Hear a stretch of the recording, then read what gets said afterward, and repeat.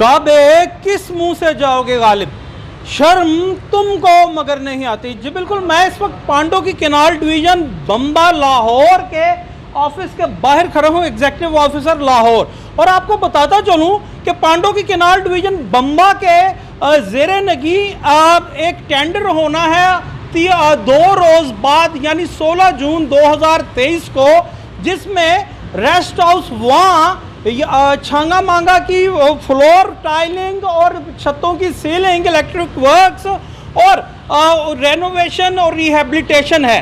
दूसरी जानिब जनाब फूल नगर लिफ्ट चैनल का जो इनर प्रिज्म है उसकी क्लियरिंग है RD 0 से RD 15 तक।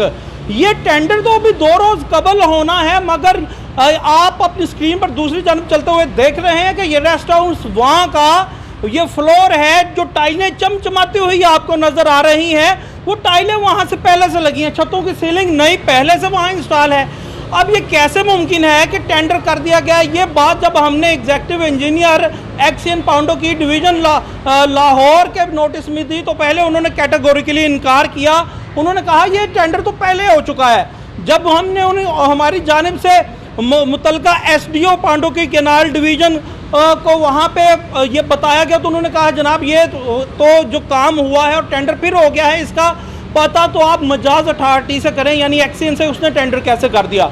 जब हमने ये बात फिर जनाब SC साहब को मुतलका फील्ड फार्मेशन के उनको ये बात हमने बताई तो उन्होंने भी यही कहा ये नहीं हो सकता। और जब हमारी तरफ से उन्हें वीडियो बाम पहुँचाई गई उनके कहने पर, तो उन्होंने कहा कि वो इस मामले को देख रहे हैं और उस पर कोई एक्शन करेंगे, और उन्होंने भी कहा कि टेंडर कैंसिल करेंगे। मगर टेंडर कैंसिल नहीं हुआ और पब्लिक एक्सचेकर यानी पब्लिक मनी को जो एम्बेजल किया जा रहा है उसकी बाबत कुछ होता नजर नहीं आ रहा। चीफ इंजीनियर लाहौर और सेक्रेटरी इरिगेशन लाहौर भी खामोश दम साधे बैठे हैं।